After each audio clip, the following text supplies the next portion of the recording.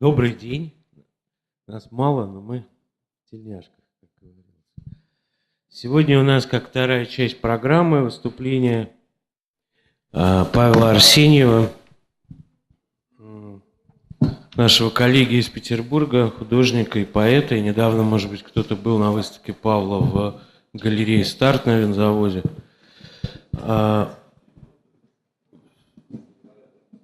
Павел, помимо того, что художник и поэт, и печатал стихи свои, и вот делал выставку, он еще писал статьи, и пишет статьи, которые публиковались в НЛО, в ХЖ, в газете «Что делать» и в других изданиях. А в последние полгода Павел, в Москве, по крайней мере, прославился тем, что он автор лозунга «Вы нас даже не представляете», который был одним из самых популярных на демонстрациях на Болотной и в других местах. Павел выступит с докладом на тему «Медиа и новые формы гражданской демобилизации». Поскольку, как мы договаривались, среди нас есть некоторые коллеги, которые не говорят по-русски, то доклад будет на английском языке.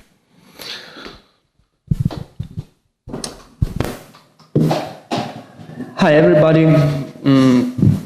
I should say sorry for my English from the very beginning, but still I try. The significance of social media in political mobilization is difficult to overestimate. This thesis is being repeated by all social and political actors, by public figures and so-called ordinary people, and that is why it has become a kind of doctrine, kind of doxa, and therefore suspicious.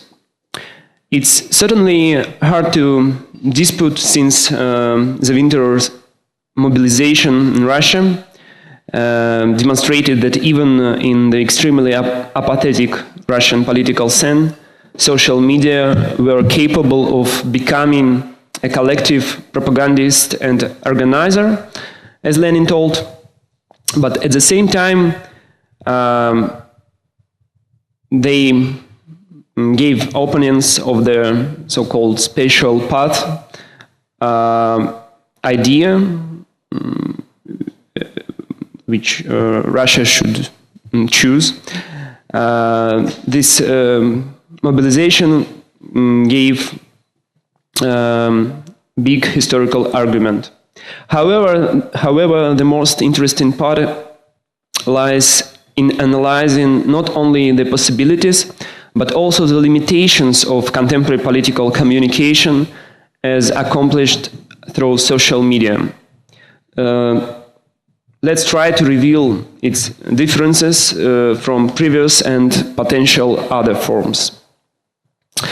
First and foremost, we have to repeat that the new media do not bring anything structurally unique into political discussion and mobilization techniques.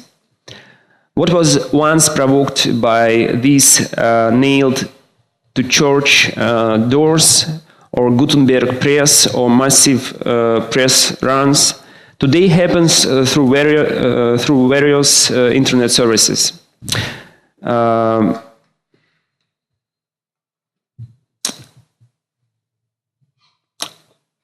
Actually, new medias just became a form which fits scale and structure of globalized and atomized societies. In this way, the new medium can be considered a media technique, a means of apparatus of production that finally meets the production forces of contemporary societies. As far as revolutions are concerned, they, even not such as now, old media did perfectly well with the infrastructure they had.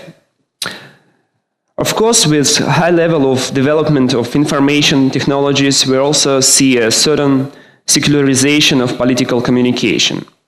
Including bigger number of new figures, new participants, and the sacred status of authority of the public utterance takes a serious hit. Not only internet platforms, but all the possible gadgets that allow us to skim off the form from reality and immediately enter this information into the political communication raises both the transparency of authority and the level of informedness of the population. However, these gadgets are accessible not only to the population but also to political authorities. And in terms of media technology, they blur the clear boundary between those who own the right, the power to speak and give names, and those who had no earlier and was to invent some other forms of communication. Now the agent of authority is becoming one of many social friends, so-called friends, perhaps with an amusing profile picture or something. When you can post a beaten reply or comment to some tyrant's Twitter, you no longer have to fight against him. As another commentator puts it, power should, citation, power should not be firm, terrifying, or sacred. It should just be comfortable, like the iPhone interface. We can assume that something with a human face will necessarily be hidden behind a convenient interface. But let's try again to pull out the limitation and dangers faced by an adept of sociality 2.0. A quote from one other interpreter's blog. With the development of social networks, society is growing ever more transparent and open. The average citizen is ever harder to fool with false advertising or zombify with loyalist political propaganda. It's harder to cover up a crime or palace built using stolen money. The end of quotation. This is all true. However, it is typical that the writer is not bothered by the fact that the features of social media he indirectly describes, all of which increase the average of citizen capacity for skepticism, nevertheless work both ways. And even as it becomes more difficult to fool people with the false advertising or zombify with state propaganda, it also becomes more difficult to establish counter-hegemony.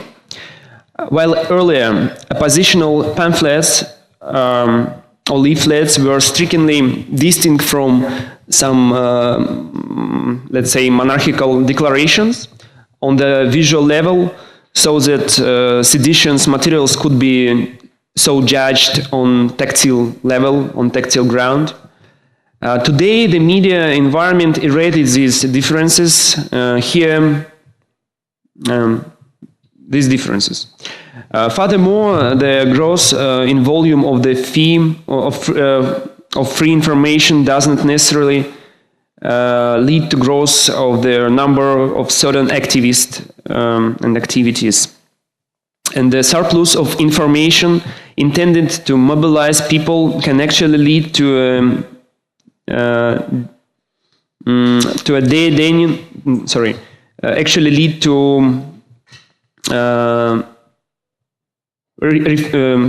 to decreasing of information's performative capacity. In order that a mass culture of protest take form, there needs to be a certain proportion between the number of calls to solidarity and the individual and collective capability and readiness to participate.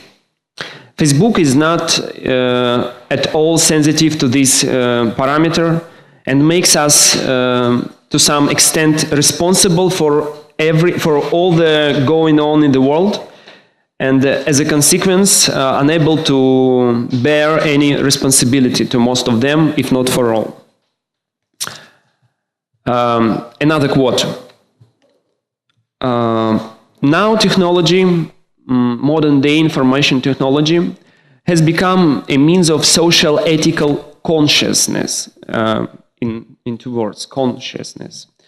A chain reaction of consciousness. Wherein we are informed about this or that crime, we collectively know at which point our conscience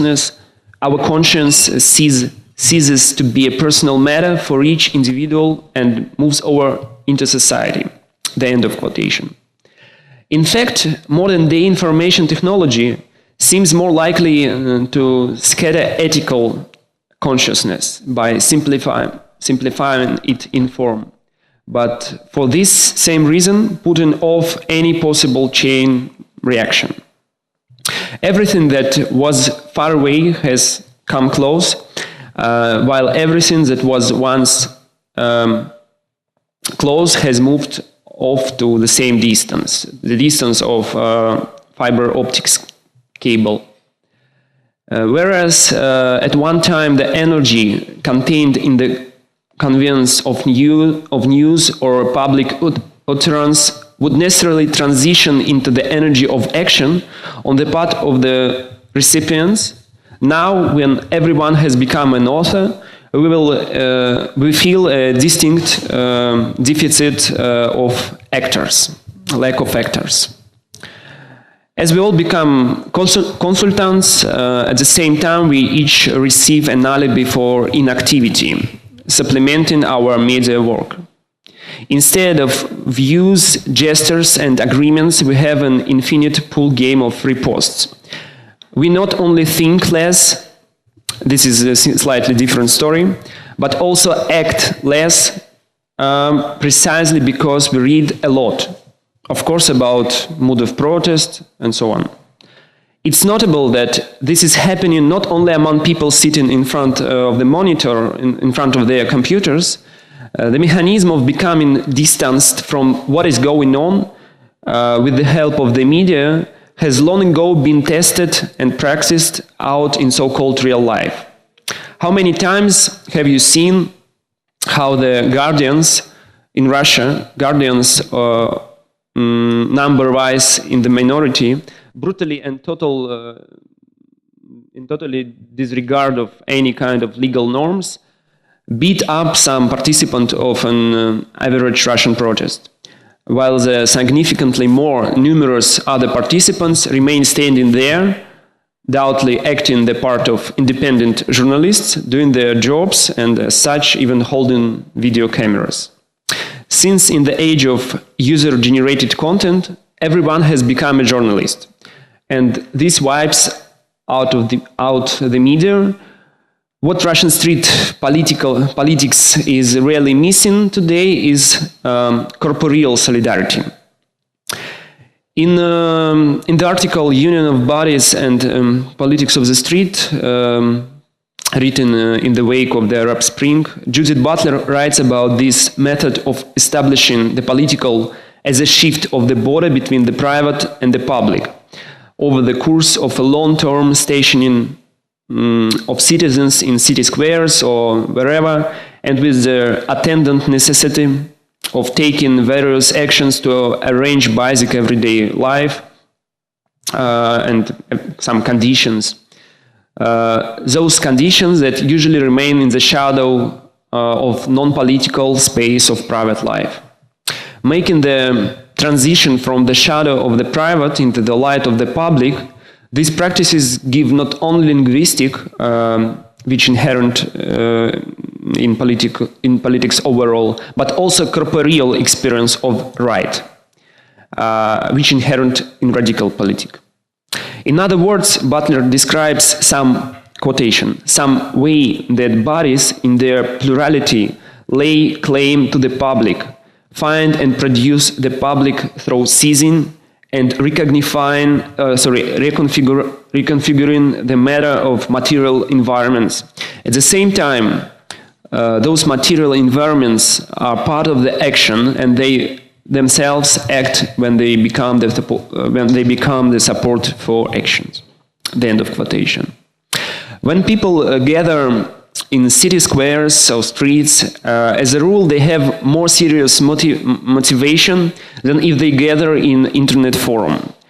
What is more driving them away is a lot harder, because it necessitates a struggling not only with the bodies, but with already organized public sphere and all this stuff connected with everyday life and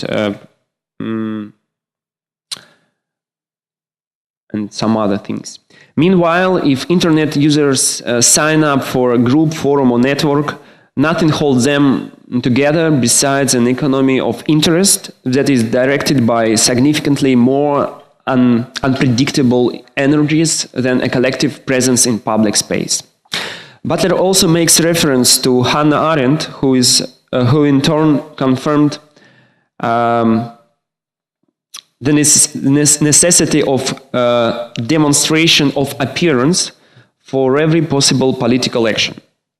Thus, she writes that, quotation, "The polis, properly speaking, is not the city-state in its physical location. It is the organization of the people as it arises out of acting and speaking together, and its true space lies between people living together for this purpose, no matter where they happen to be. And since action and speech create a space between the participants, which can find its proper location almost anywhere at any time, we need only ask, does this mean that it can also be located on the internet and only on the internet?" Butler answers entirely unequivocally. Quotation, "For politics to take place, the body must appear. I appear to others and they appear to me, which means that some space between us allows each of us to appear. We are not simply visual phenomena for each other. No one body establishes the space of appearance, but this action, this performative exercise happens only between bodies, in a space that constitutes the gap between my own body and another's. But again," the end of quotation, "but again, can this political gap be mediated by electronic gadgets or are they themselves already a part of, an extension or something of the body, and are as such not sensitive to this boundary?" We can try to respond to this ambiguity with another and last quotation from Butler. "Occupying that space, repeating that occupation of space, and persisting in that occupation of space, posing the challenge in corporeal terms, which mean that when the body speaks politically, it's not only in vocal or written language. The persistence of the body calls that legitimacy into question, and does so precisely through a performativity of the body that crosses the language without ever quite reducing to language. In other words, it is not that bodily action and gesture have to be translated into language, but that both action and gesture signify and speak as action and claim, and that the one is not finally extricable from the other. In other words, work means performatively insist that here is public sphere. So, corporeal presence and gesticulations are opposed to natural language on the one hand, and to new media technologies on the other hand. But if language, this old opponent of the corporeal and sensibility, also has great combinatorial qualities, and from a certain point loses out to any spatial and visual forms of symbolization in terms of affectivity. The media at that time at the same time, the media turn out to be appropriate to the political speaking of bodies, turn out to be their extension and expansion. In fact, Butter shows cautious, enlightened relationship to the media, demonstrating her understanding of the fact that rights come to be not only because of bodies on the street.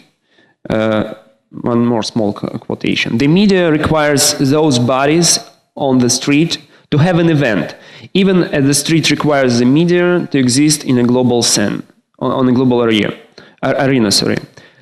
Conjunctive of street and media constitutes a very contemporary version of the public sphere. Then bodies on the line have to be thought as both there and here, now and then, transported and stationary. At the end of quotation.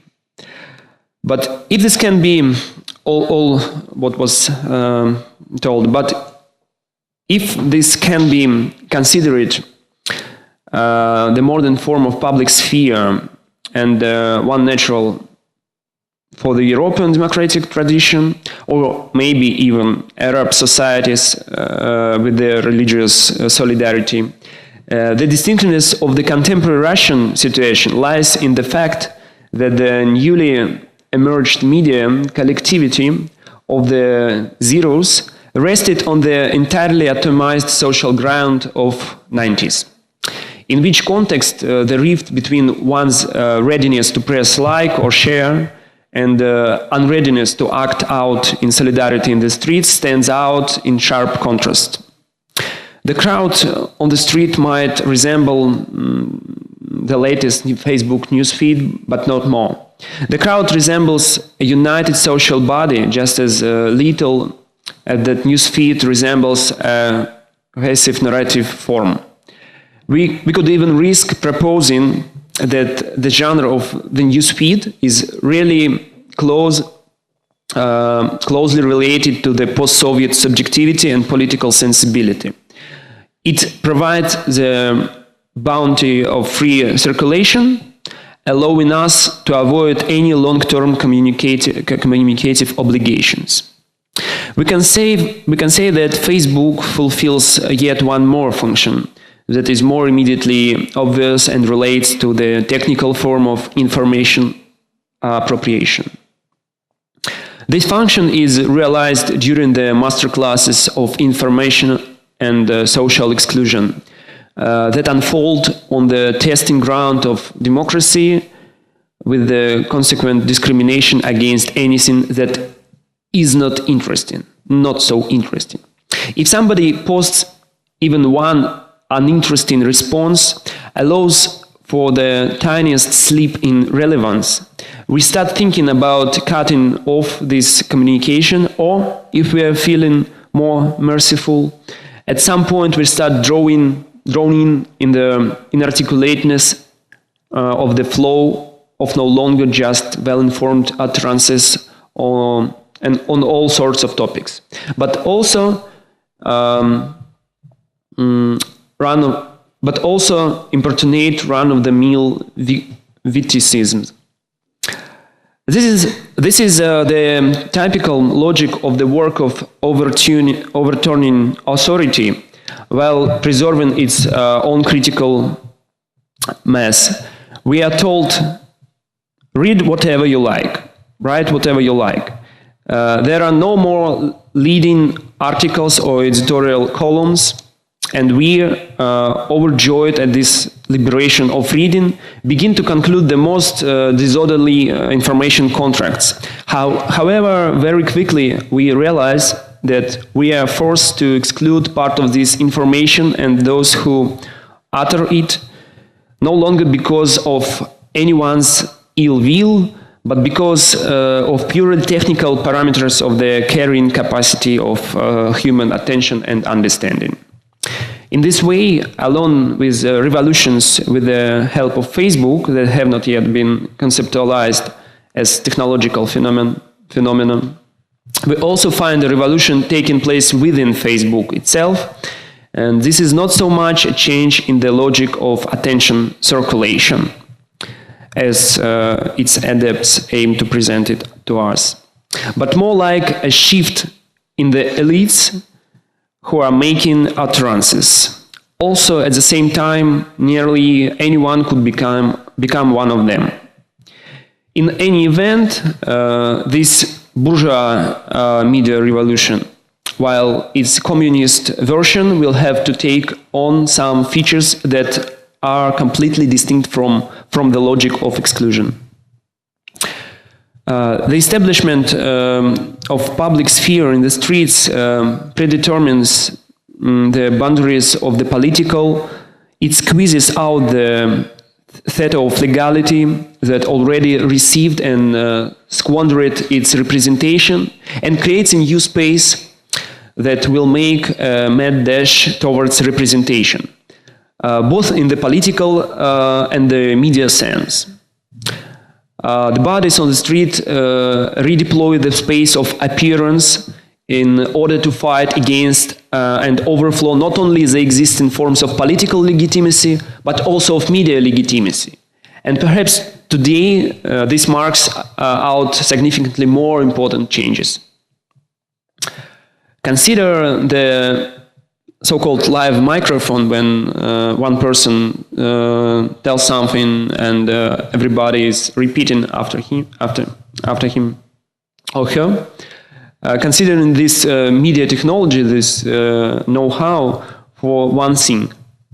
On the one hand, it again recalls the riposte procedure that has since hit the streets, which draws into communication not the author, but the reposter, retranslator, and so on, and in turn demonstrates the social animal's greater desire for a response than for self-expression.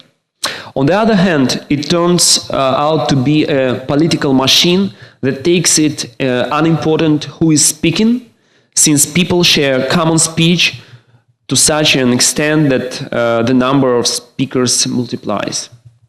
The anonymity of internet solidarity, which also allows us to talk about how the internet has become less form of mobilization as a form of moral indulgence. This anonymity, this anonymous internet solidarity is before our very eyes growing into the anonymity of corporeal solidarity on the streets.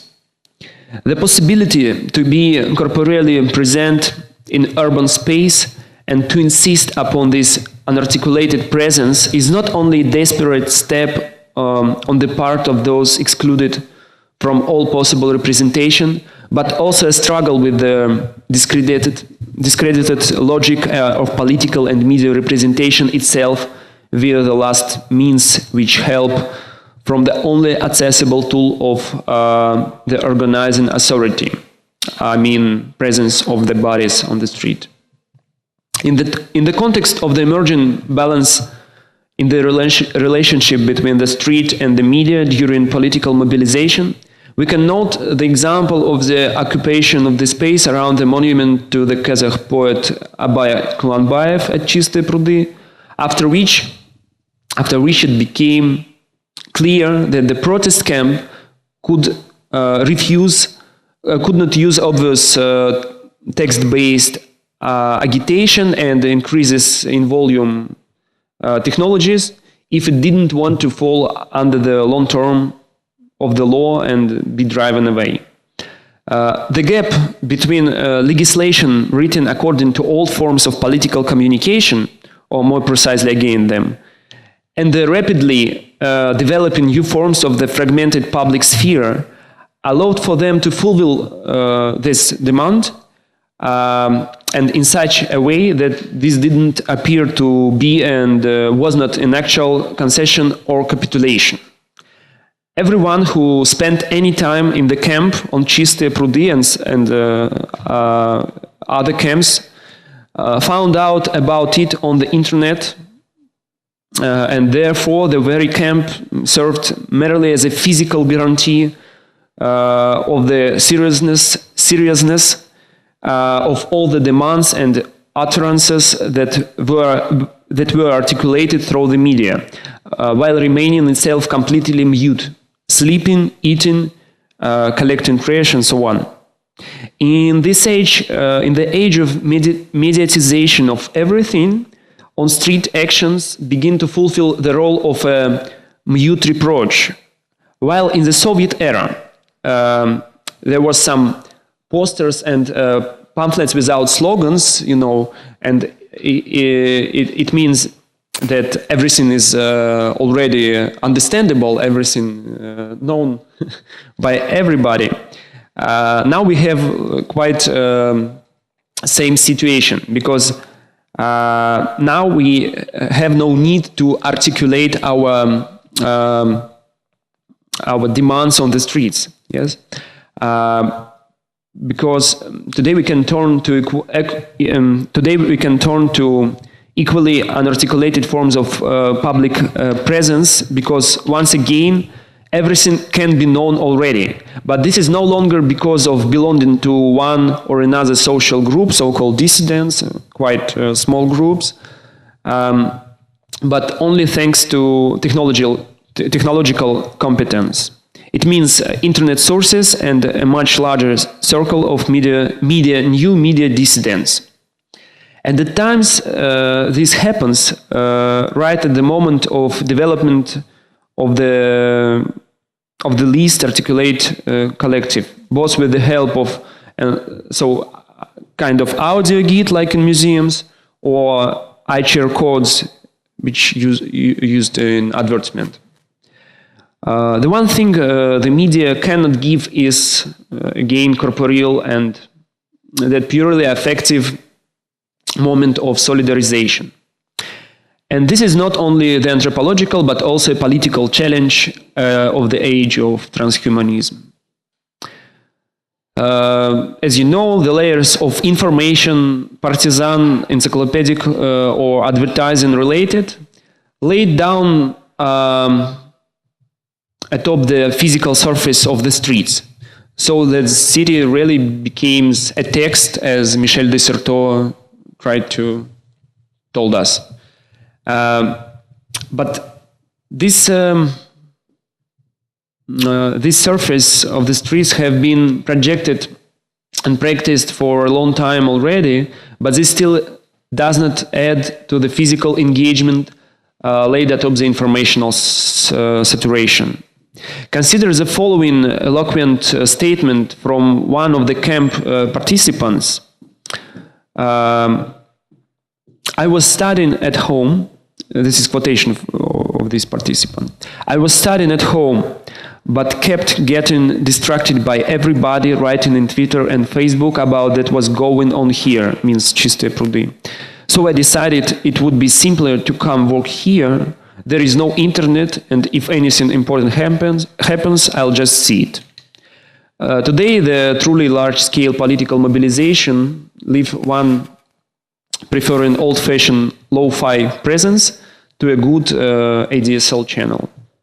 As someone else engaged in videotaping protests observed, one more quotation from this guy, manning the video camera is interesting because you can be in the center of what's going on and at the same time free from it.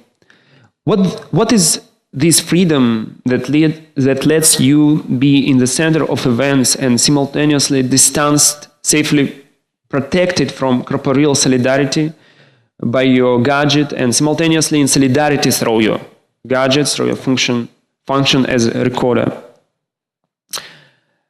I should say that if the main fear provoked by the political experience of the 20th century, as symbolized in anti-utopias, was the loss of individuality beneath the yoke of total collectivization, the 21st century is showing us the danger of the loss of collectivity and political imagination and the risk of over-individualization mediated by technology.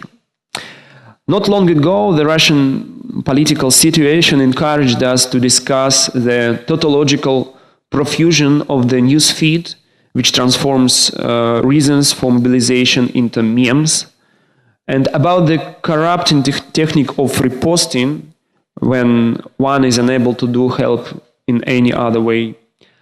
and about the excessively reductive modality of the liking procedure. But now we are starting to witness the materialization of this internet collectivity, as I told already, on the streets. But a few questions still remain. We are concerned with two aspects. The first problem is social technological, and as such relatively easy to resolve through internetization of the whole country. Yeah? But the second relates to the simulated quality of internet mobilization, more precisely the complex mixture of the bluff, the ethical compromise, and the exclusion non-internetized social space. The simulated quality of bureaucratic machines will remain for some time fortified, while yet by some sort of material resources or organizing tools, but while the simulated quality of internet mobilization will long carry the train of an ever-growing electronic fairness that does not guarantee the appearance of any sort of tools for influencing the situation or street mobilization. And as long as everything is founded on affect, then the kind of ethical contracts now being concluded by the person posting information and video material become all the more notable. So what does internet do with consciousness overall and with the sensibility of the citizen in particular? Does it paralyze it with openness to all the world's rules, or bestow upon it universal instrument of coordination? Government of the Soviet Union a few decades ago had a special manual that established the sanction to be applied to bureaucrats who didn't pay attention to media reports about crimes. The post-Soviet bureaucracy withdrew this document because in early 90s citizens were very active and demanded a great deal. What rules and sanctions will emerge in future media communication? We already know that Google Chrome especially also works more quick. Not works, but does anybody remember this slogan? What Google Chrome makes more quickly than we? Something like it think quicker than it works quicker than you think. In Russian, I don't know if it makes sense in English, but in Russian it's quite a provocative slogan. Работает быстрее, чем ты думаешь, быстрее, чем вы думаете. So at the same time, it sometimes means that it's not so dull and bad, I don't know, browsers as Internet Explorer, for example. But at the same time, we are already informed that something thinks more quickly than we are. Probably in English maybe like this. So, to conclude, I should say that today we have a kind of paradox in the fact that now before encountering one or another kind of media technology, we cannot speak about either specific moral or political position.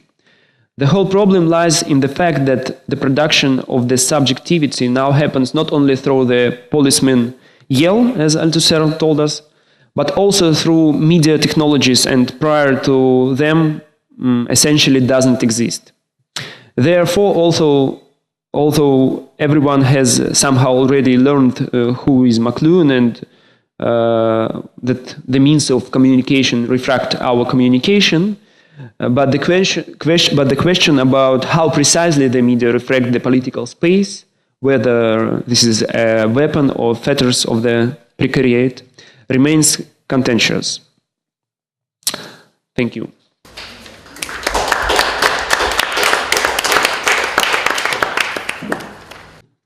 I would be glad to receive any questions or critique Questions, comments?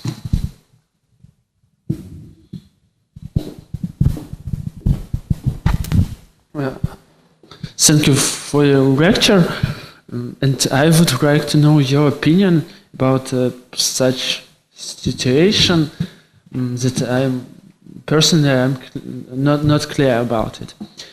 So with this modern media technology, we have freedom of the word, so you could read all what is happening on the Occupy, but it seems that not everything, because the few cases I know personally or from my friend, but any attention, any information about it was not in Twitter or anywhere. About some crazy guy, it seems, who cut his hands and after a few days neck. Where? На Баррикадная. I was there at the moment. You have seen this? I haven't seen. I just heard about it. But Yeah, but any information like outside, and most of the people don't know about it. So and it. like, whoa. So it's about censorship, about what is going.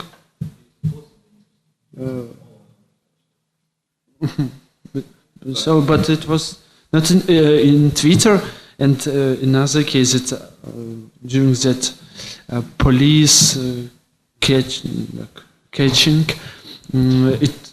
In Twitter, I'm reading and I thought, wow, what's so awful, and I came and found that it's not so bad as it's written. Of course. Yeah, but some cases as with this guy, so maybe on the news it was, but I couldn't find it any details. From time to time, some people do with themselves why it should be on the news if I just like commit a suicide right here. It would be. Let's turn on the cameras in that way. I don't tell that we should talk about all the crazy persons, but it's a question of the censorship. If we knowledge about what is going, so and if we censor crazy men, then it's also some probabilities that we could censor another information.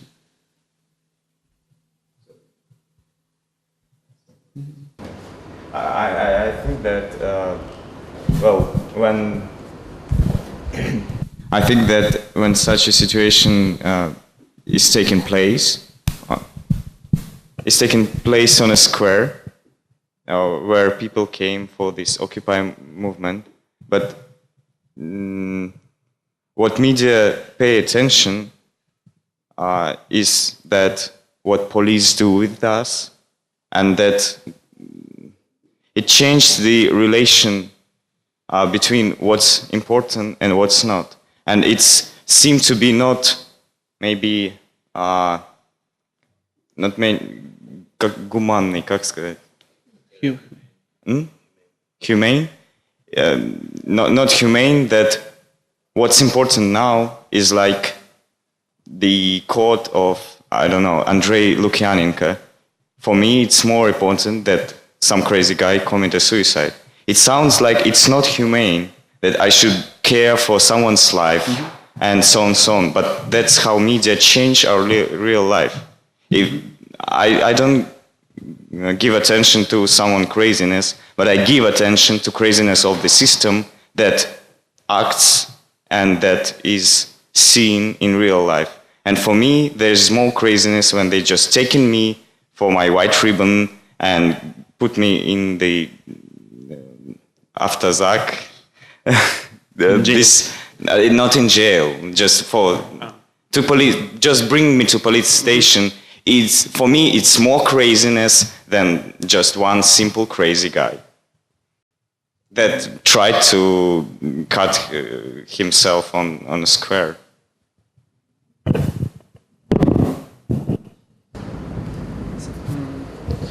I was talking not about this crazy guy, but as I couldn't find any information in Twitter about it. But why should you? Because it's happened. But do you want to receive any information about what's going on just in every corner of the planet? Not in every corner, but at some place, because it means something. It's absurd. It's crazy, but what he did with himself. For me, what's more important is what system did with all of us, and that, for example, what happened with Andrei Lukyanenko is much more important than what happened with. It was his problem, and what happened with Andrei was not only his problem. It was a public problem. So for me, it's like different things: public problem and just problem of one single guy. But everything is happening in public space. So, Pavel, what do you see? From my point of view, the problem of communication today, of media communication, is not of absence of some information which was hidden by ill-will medias, but the problem is in proficit of information, especially not so-called social or public problems, as Pasha told, but proficit of some kind of private made in like public problems. For example, when somebody just decided to make a suicide or something. Now we have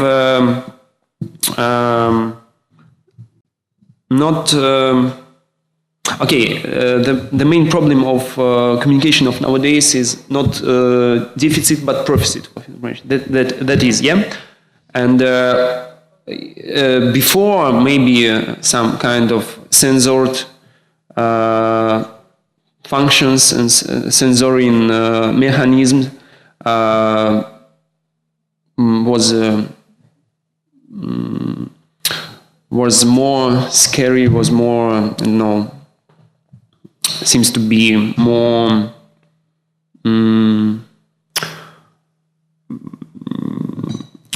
more based on catching, on hiding something, yeah, and on trying to not reveal something. But today, these censoring mechanisms work in another way. They, instead of hiding in something, they reveal everything, and especially not just kitten or some information about a person who went to the shower or something, really private things, but even proficit of so-called public, important public information. Yeah. Now you were arguing about what is public: suicide on the camp or imprisoning of Andrei Lukyanenko. So now we have discussion about what is public, what is a really important public problem, because of this proficit. I mean that in Soviet era, for example, you have one precedent for ages, maybe, one action on Red Square with 7 people, 7 guys, yeah, and then decades for actualization, conceptualization this act.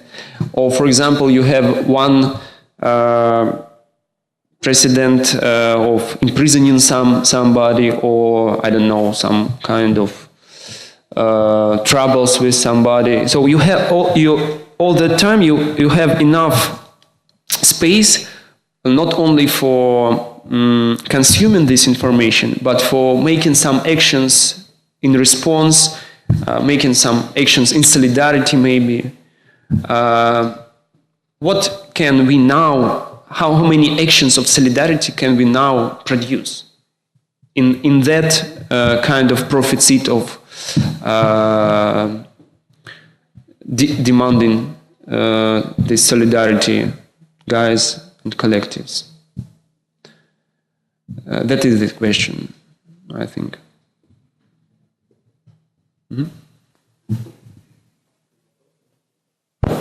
Да.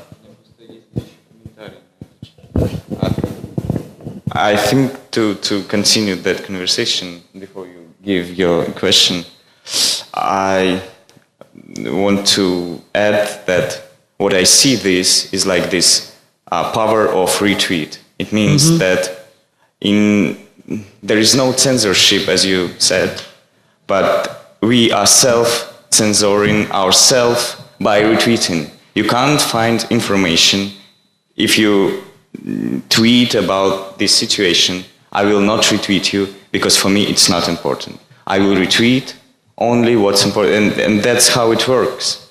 This is the power of retweeting in action. Yeah, I think actually my question will be aligned with your discussion. So I wanted to ask you, Pavel, to which extent you think the mainstream media influence the social media streams, and to which extent they, I don't know, like formulate the agenda of all the activists, tweeting and retweeting and all sorts of this. Because I think that we now are observing the failure of the activist groups to bring something which is hidden into the agenda, because sometimes the media catch up on some minor incidents discovered by the people on the ground, say, but it never, well, at least I think so, it never turns to be a major issue. So for me it's still, well, the situation is such that we cannot avoid mainstream media at all. And mainstream media is still important. But the thing is that we cannot influence them enough so that we can actually change the agendas. And also, this is a problem because we should cooperate with them, but at some point, even the most liberal and, say, freedom-oriented mainstream media can, in the end, turn out to be our enemies. So what do you think? So I mean, the question, the extent of the influence which mainstream media has upon the agendas on the ground. So, you know, I think that the problem is not if we have kind of big medias or vertical medias and small, good horizontal medias which couldn't communicate with each other. I think the problem is in so-called information cocoons, when each of participant of this big media field and mainstream and social media find themselves in kind of a cocoon, yeah. They feel a rise of electronic fairness, yeah. But if nobody responds them, or if they just didn't feel any influencing on the agenda, they always think that, again, this is kind of ill will politics or ill will bourgeois which have this media, don't get us seen and so on. But the problem should be articulated in other terms. Each of participants find themselves in these cocoons, yeah, and that is why even couldn't how to say, couldn't realize in how looks like picture of the world on the other side of barricades, you know. I mean that. So what? So let's stay on stay in that space, on our own, and continue developing social medias. But what's the point with it? Because imagine you stumble upon something which may be really important, say, and I think some things like that are now happening and people are discussing them, but only those who realize the possible, I don't know, outcomes. So I mean, for instance, the presence of far-right activists and neo-Nazi groups' involvement in the struggle, which is utterly important, which may destroy the movement like in 20 minutes when it comes to I don't know, to such a point. And no one speaks about it. I mean, people are discussing it in small groups, and mainstream media don't seem to, I don't know, to be willing to pick up on this story. And I mean, I think it's too important. This is just one example. There are several others.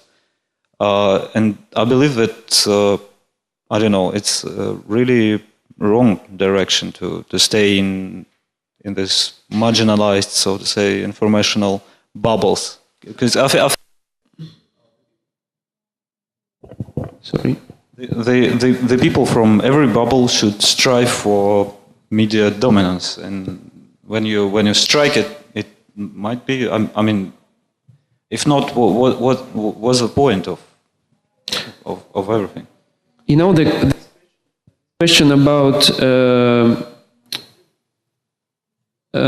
presence of so-called big medias, or old medias, mainstream medias, and horizontal social medias looks like question about what we should do. What we should do with the state. Should we somehow try to fool it with the right content, or should we just reject it at all? You know. So if you think that when you put some good content in mainstream medias and everybody will know about anarchistic agenda or something, or Occupy, it's illusion. These medias in form of their production are so they couldn't be redefined, you know. I think to add of Pasha, what Pasha tries to say, your question is about content, but the answer is technology. Techniques and form of communication. Because the television that is mainstream, but it's not the technology of the moment. It's not our day technology. For me, or when you're speaking about agenda, of course, I don't watch TV. For me, agenda is like the most popular hashtags. Because Twitter is like больше соответствует сегодняшнему дню, чем как yeah, I'm agree with Pasha too, because now we need no good mainstream medias. We need to refuse big medias at all. To refuse all technology. Not all. Old. Yeah, old. Yeah, old means of production of communication. Not just bad content.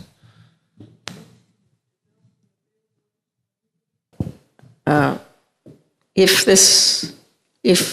that you sort of had a theoretical structure for understanding how we receive various forms of social media and how it structures us before there was any sort of Occupy movement, then that it was all about demobilization, but it's very hard to talk about demobilization and its total hegemony in a moment when there are worldwide mobilizations.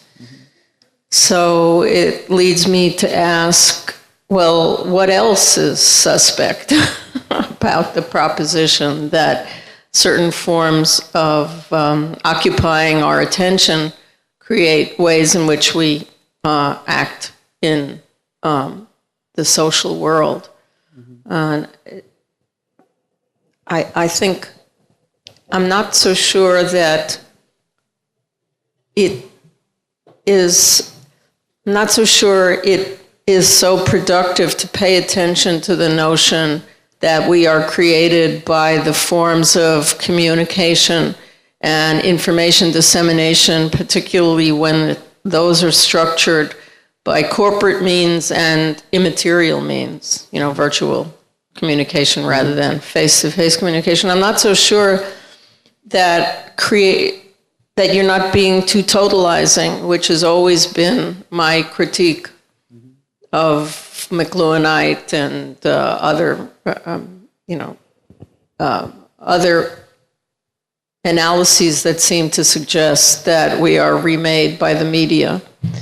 It's certainly true it has effects in how we interact with one another, that's clear.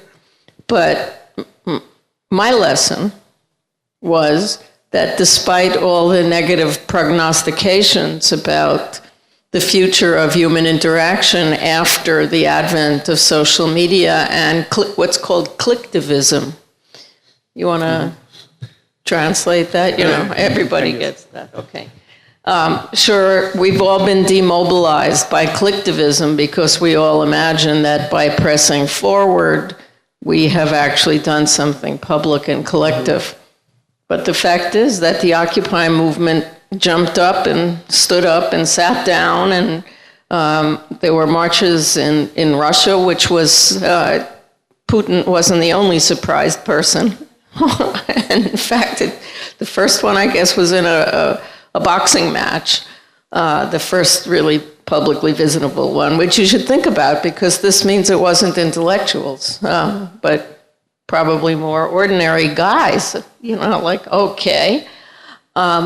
So I think by focusing too much on the manner of communication, we forget that really it's human beings who structure the use of those tools, and it's not just the tools use us. For example, I never use Twitter.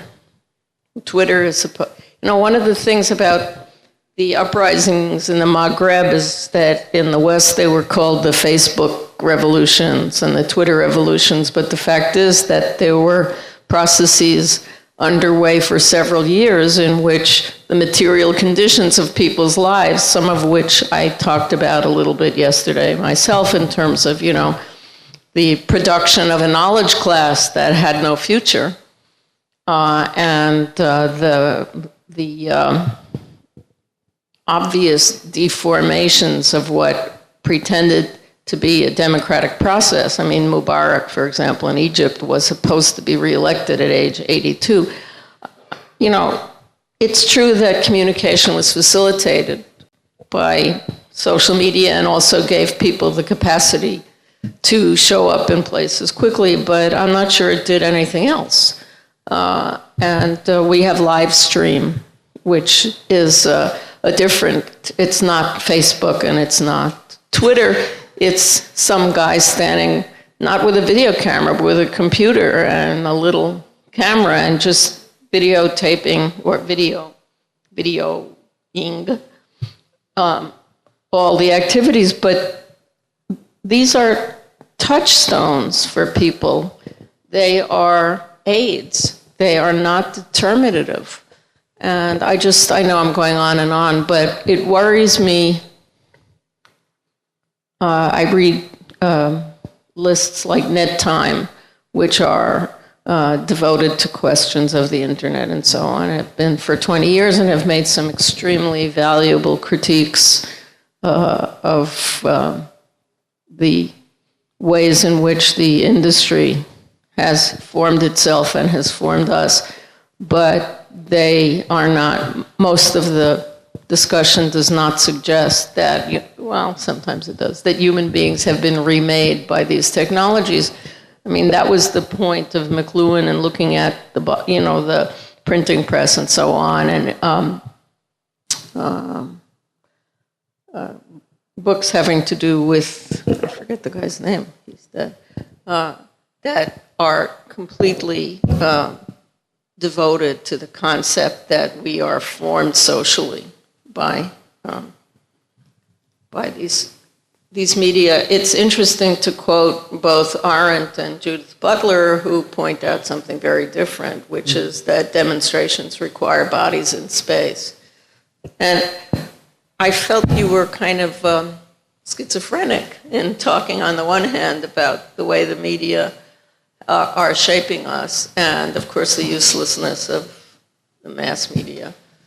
I had one more point that maybe is irrelevant, which is that in the US, it's still very common for information to be suppressed. For example, on May 1st, we had a very large march of maybe 40,000 people that was covered as 400 people or no people.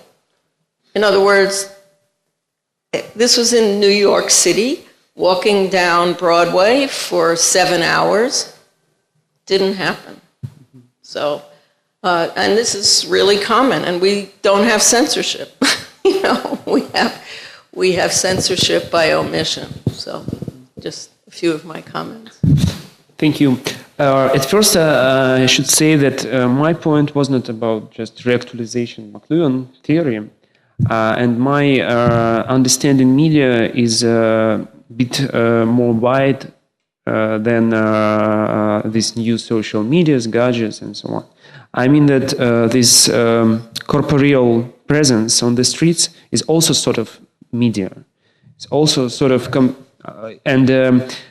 my idea was that now we have kind of diversification of two surfaces. Yeah, one surface, discursive or cognitive surface, where all this articulation of demands and slogans are presented, and the second, which became totally mute, totally unverbal, is physical presence on the streets and so on.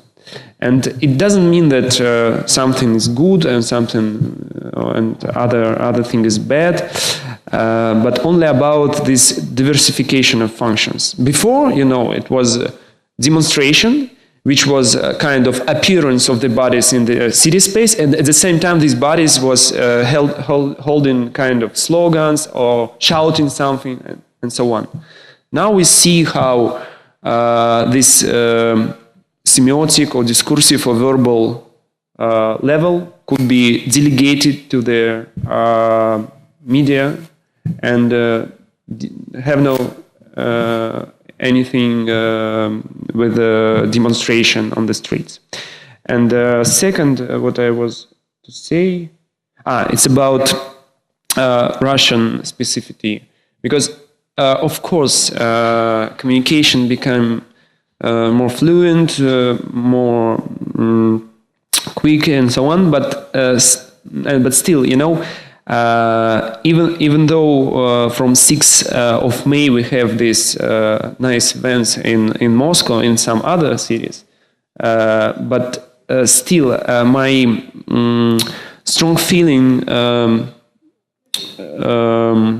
is that here we have no such kind of social solidarity and public sphere as on the West, but we have the same, if not the strongest, media solidarity, which provokes all this disproportion between readiness to click share or like and unreadiness to just hold each other in front of police and so on. Because I don't know, have you ever seen, but if you try to find on internet some texts like Задержание means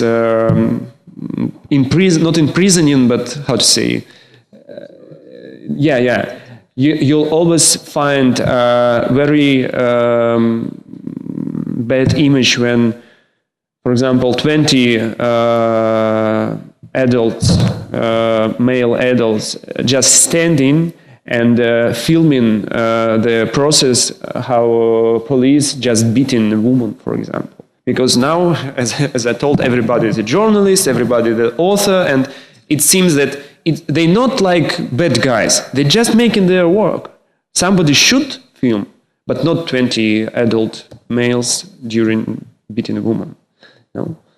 And in Russia, there are some other cases when we can see that media solidarity or just media enthusiasm goes before social and corporeal solidarity. I think that is the main point of nowadays Russian mobilization. And from 6 May, of course, we have some kind of beginning this corporeal solidarity. Before it was too bad, too down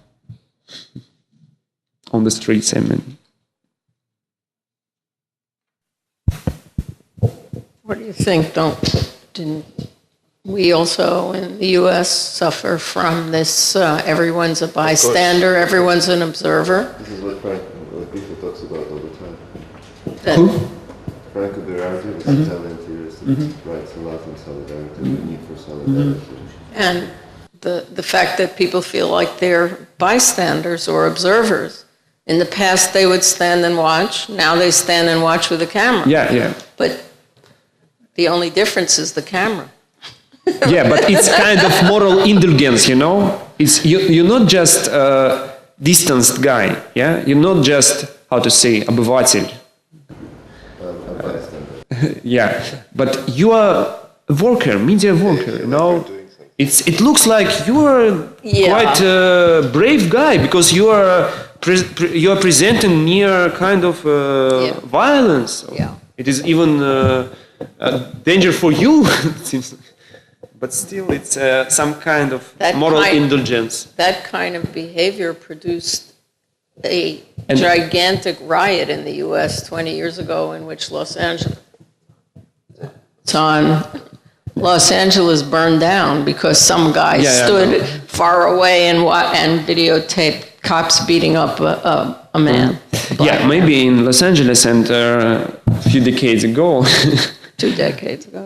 But now, here in Russia, and I think that it's not a danger of mass media, of new medias, or not only a specificity of national character or something, but coexistence of Russian political culture and appearance of new medias. Can I say one more thing?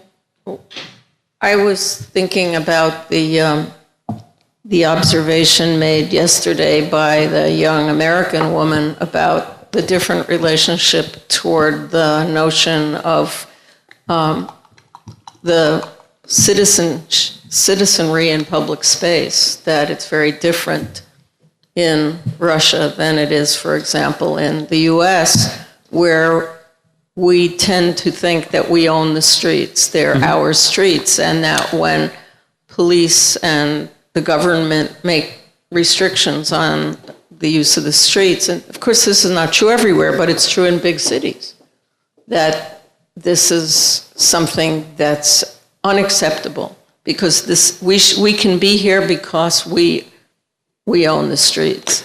And this woman was saying she doesn't feel that's true at all in Russia. People have no sense of ownership. You were talking about public space and bodies in space and civil space and public sphere, which is, in my opinion, a discursive space, not a physical space. And do you think there's any reasoning there about why solidarity may be a bit difficult? Why now in Russia it is difficult?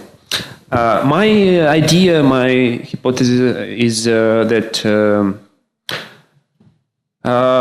Western democracies, or so-called democracies, has one not fragmented history of rising public sphere of democratic societies, okay with in kind of strange versions of liberalism or something. But here in Russia, after 90s, I mean after broken the Soviet and after the perestroika, we find ourselves in totally atomized space and totally, how to say, disgraced, or I don't know, society. And this appearance of new medias lay down on a kind of wasteland of publicity, yeah, of society, which in other cases, like in Western democracies, or maybe even in Arab countries, which have confessionally, how to say, religious solidarity. It's strange, but religious solidarity or even fundamental solidarity seems to be closer to new media's format than this after perestroika appeared atomized society in Russia. Now it only begins, only appears this feeling of publicity, this kind of citizen sensibility. It only appears in this winter and this spring. It only rises right now, rising up.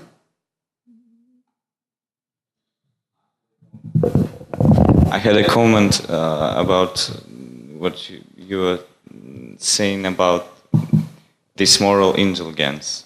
Mm-hmm. When people are standing and watching, it's not one kind of moral indulgence. Hmm? It's not one kind of moral indulgence. It's just the most, I don't know, the most strong and most contrast. But there are some other. Mm-hmm. I wanted to say that it's like what I said before. For me, it's a question of people against the system. Mm-hmm. So there is the same question about particular and whole. So that's, and it is also maybe like updated moral indulgence. I mean, this is also a question of hope. I hope. Mm-hmm. What I mean is that filming, you have the hope that the media can stop the system that suppresses people. So this is a question: should I help this particular person who is beaten up by police, or should I stay and give media attention to this situation? And save your own. Save your own. Save what? Body. Distance. So this is incorrect question. It's not about saving bodies. It's about. I guess what you say, but still, it is and saving body and continuing translation. You know. But continuing of translation is like, it means that you hope that what you videotape can stop not this particular situation, but all of such situations that happen all around you. How many photos have you seen from May 68 in Paris? How many? I haven't counted. But still, it went good, you know. And it was no video at all, maybe. What do you mean? I mean that kind of political mobilization in history, even of 20th century, went perfectly without any documentation. But we are living in different era. And so we have any quota for appearance media? Yes, because system is much more complicated than 50 years ago. Okay. So it is also a question of complication of system. Okay, but when you are looking at 10 guys who are filming the same, maybe your role of translator not so. You mean that important. there is enough of one filming person? Why is there 10? What is your question? Because I think that now maybe every second guy who are visiting demonstration has something for filming or and still I don't feel necessity of filming during kind of violent actions. You feel helping prevent these particular violent. It's not question only about your moral things. Yeah, it's also question of sensibility. For me, it's much more interesting to be involved corporally, somatically in what's going on. For me, not. Okay. For me, I think to be more evolved technologically, not. That is why I'm speaking about media solidarity, about media collectivism, and lack of corporeal solidarity. A month ago in Russia, these ideas was maybe more, more consistent, more. Okay. Now I agree. I can tell you why this is still not moral indulgence. If I'm going in the street and there is no one, and I see that, I don't know, somebody is trying to steal money from somebody else, or trying to beat. Listen.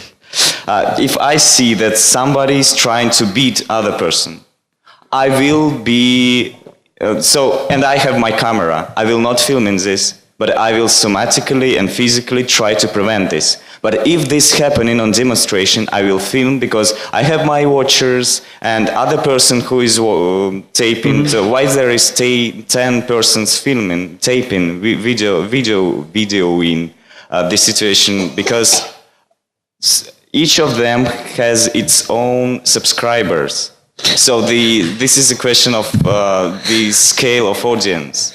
So let's make subscribers happy and give them all the focus. So this is a question about paying attention of including people to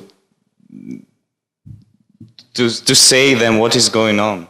So they will watch this and they will come and then they will help. That's how Occupy a Buy works. When I was seeing what's going on there, I just switched off my computer and went there. Because I was watching this. If I would not, I wouldn't. That's how this is a question about how to involve more people by this technology. You will not help, you will video in this, but someone who is watching this, it's not about the question of the happiness, but about their involvedness and also their physical involvedness. I mean that they will see this and they will come at the place where it's going. I just remember one example about of moral responsibility of a media person. 3 years ago at the third Moscow Biennale, we have a project of New York-based artist Alfredo Jar, who did a project devoted to the story of a South African photojournalist, Kevin Carter. This is the catalog of the Biennale, I will read then. So we learn that Carter rebelled against apartheid while serving as a soldier, later turning to photojournalism to document its effects. And that when in Sudan in 1993, to cover the war-induced famine, he took a picture of a starving girl stalked by a vulture. Девочка, которая клевал гриф. The photo was published by the New York Times and won him the Pulitzer Prize, but also fierce criticism, many readers reproaching him for not immediately attending to the girl. Not long afterwards, he committed suicide. So I think this is very story of the moral responsibility of a media person watching of violence.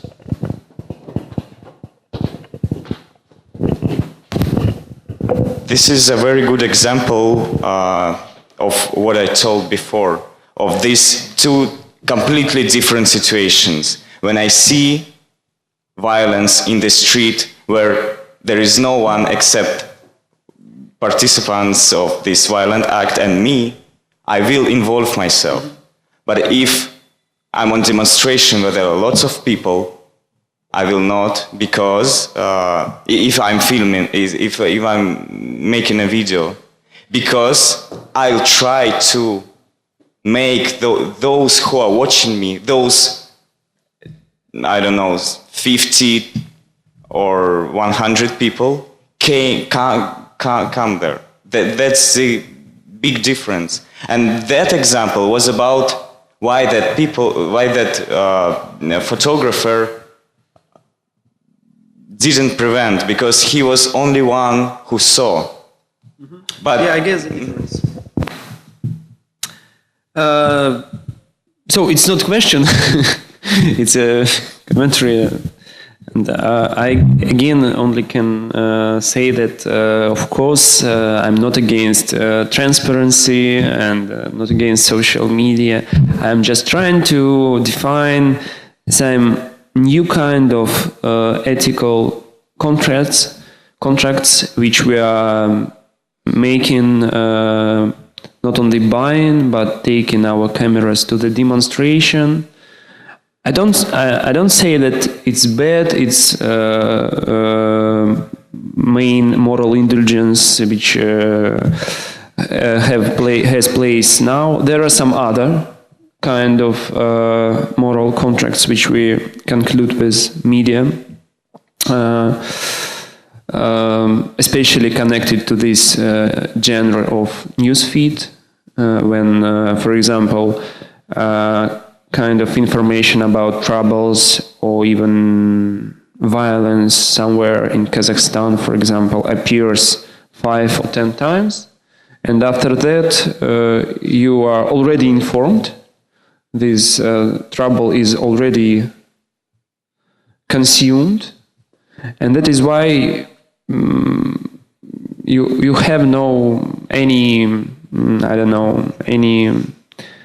idea about what to do, just because after this trouble comes next about violence in Ukraine or maybe in Quebec or somewhere, and you became kind of consumer of troubles which couldn't help somehow each of them, because I mean that in previous time it was kind of deficit of this information about troubles, and that is why you could, go to a Red Square and articulate your position or something, or just start somehow articulate your solidarity.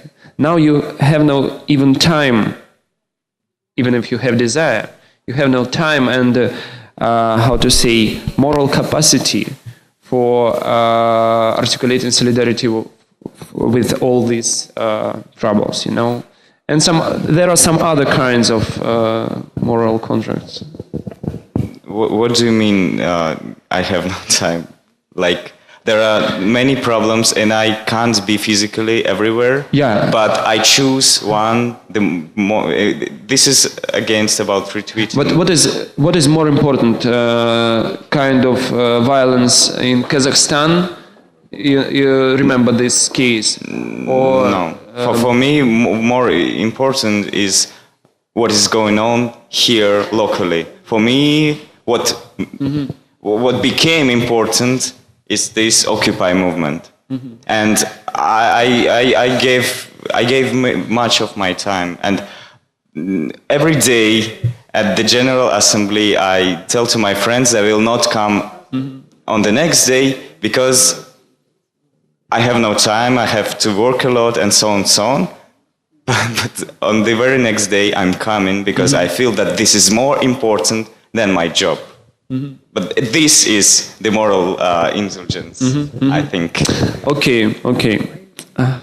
So let's maybe switch the topic if somebody else wants. Hello. Talking about what you have called social media solidarity, right? I remember this example of also some kind of self-organization of the whole group of people on the Facebook when this in the autumn when all these things started, I guess, like in November when we had our elections. Right? So November was like the start Not really November, but 5th of December. All right. So anyway, there were these days when everything on your newsfeed will be just about what is going on. I mean, about political events, and if someone will just write something about his private life, he will make a real excuse, like, sorry for being off topic. And I was personally very surprised by this kind of attitude. Not only private. And on the other hand, there were some people writing these angry posts like, why could you write about your cat, or I don't know how you just took a shower when all these kind of things happening? And they were like really criticizing. So what's your opinion on this kind of attitude? I want to mention the same, but there are some other preventions. It's not only cats and shower lose their attention in newsfeed, but also artists was not really ready to announce their opening exhibitions, or poets announce in the evenings. I remember this feeling that everything became off top in the days, everything not connected with mobilization. And I think this again quite interesting case of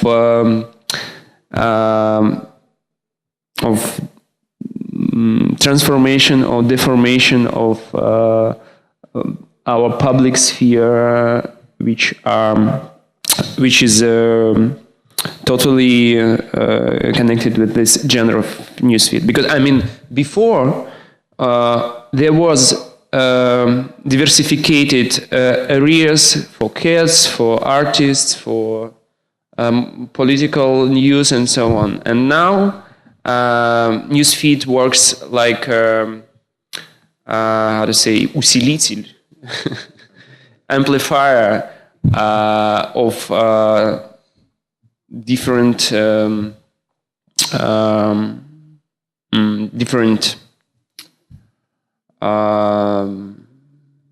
news which appears in this list.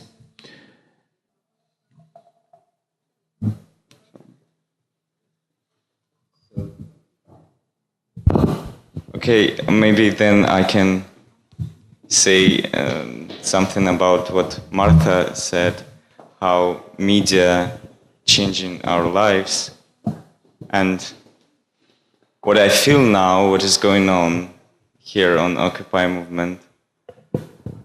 It's like practice of physically and somatically making, I'm talking about the Occupy a Buy movement, which is not the same as US one, and about what is going on with the General Assembly that is separated.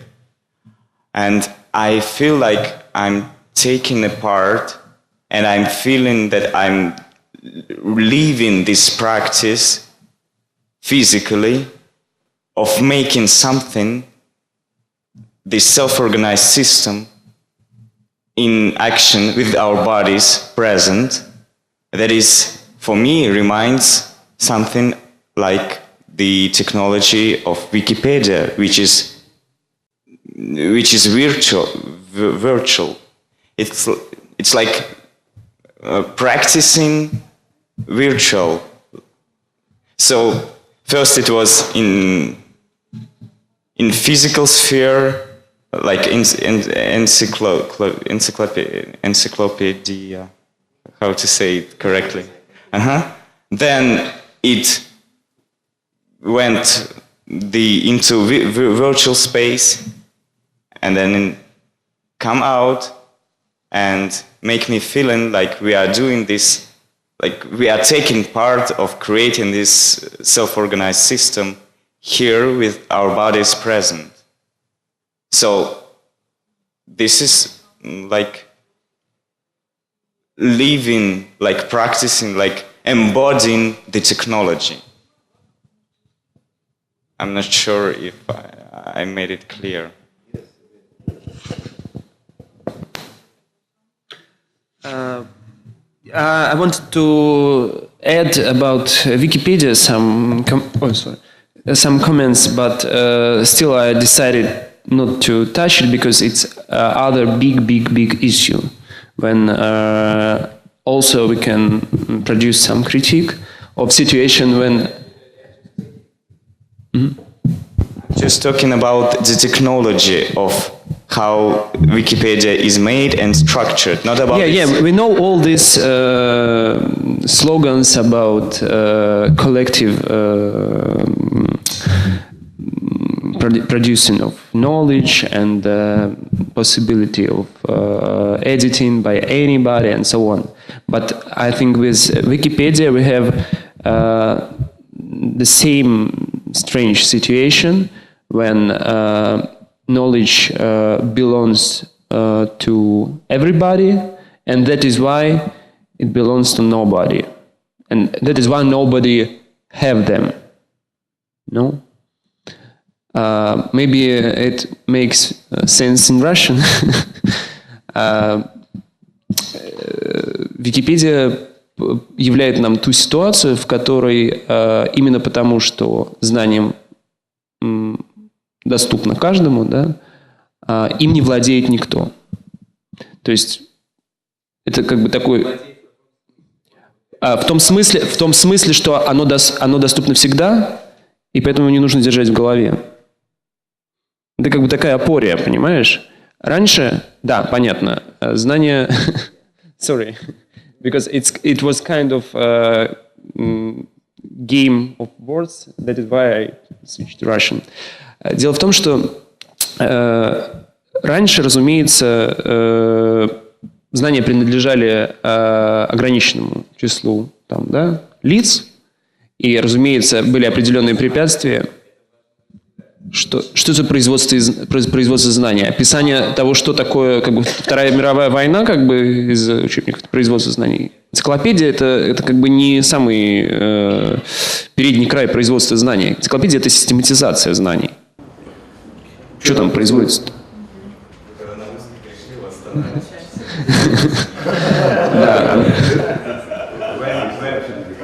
When you were speaking English, you were very more polite, distanced, and you were. Okay, because I'm not native speaker. You were very distant, and you were. This is the same question. This is the same question. You will not принадлежать, belong to yourself. You were speaking distantly. I wasn't like you wasn't present here. But when you started speaking Russian, I saw your face. Let's speak in Occupy movement in English. In Occupy, Abay, etc. Yeah, it's the same so technique of anonymization and anonymization like this live microphone. In Russian, you started to suppress me with the. You tried to show your power, and it's only beginning. You started to show your power, not the power of words you are saying, and that's the question. That's the question about Wikipedia, and about the question of power. Okay, I'll try to explain it in English about Wikipedia. I mean, in earlier times, only few persons have their access to some knowledge and to production of knowledge, but at the same time, this inequality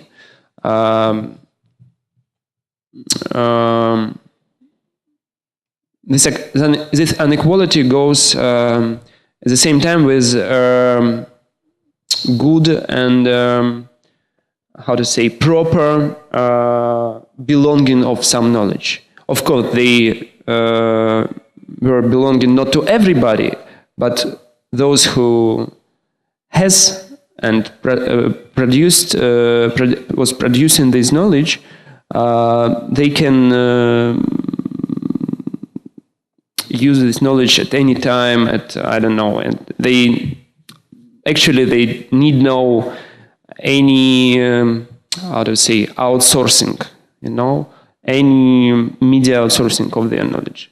They were in head. They has this knowledge in head, in stupid words.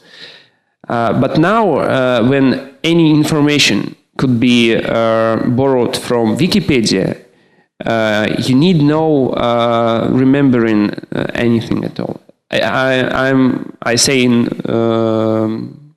in quite stupid terms, but still. And that is why knowledge now belongs to everybody, but nobody владеет. Yeah, but nobody possesses knowledge. But well, about this possession, I've noticed today a good example of what you are saying. I've noticed a terrible thing about me. I forgot how many letters are in Russian alphabet. It's not the most difficult information, which we could lose. It's a point. 33, if something. I know. Okay. I know. I get this information in a second. Okay. So, but it changed the agenda. It means that this is not a question of content, as I said, but the answer is giving right questions. The power is not the content, but the questions that you can get the answer immediately. For sure. That is why education will move more and more to educating to posing questions and not to just giving and sharing the content. Collecting and sharing the content. Yeah. But still, there are some questions about this kind of, not production, but... There are lots of questions. No, I mean especially with Wikipedia. I mean that Wikipedia is not only good thing, which I'm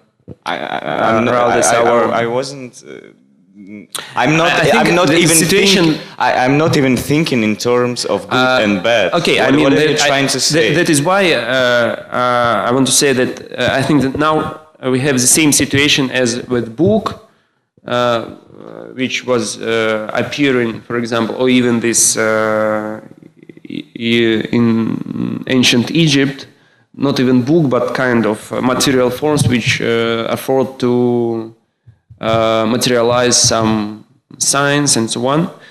And we know, all of us know this story about this emperor which told that this will kill this, yeah, and make people more silly, more just because of letters, yeah.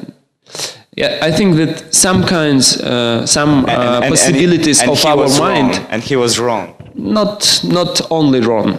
I think that some kinds of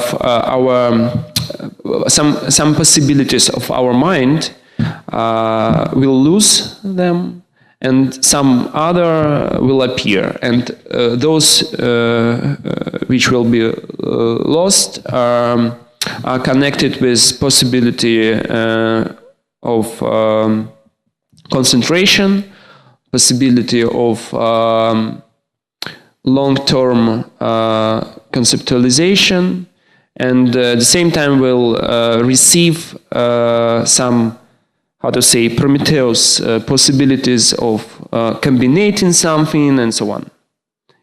It's not good, not bad, but it's kind of not just straight line development, you know. It's maybe a kind of turn to some other form which we could refuse. I mean, it's not only one line of development of our forms of production knowledge and so on and so forth.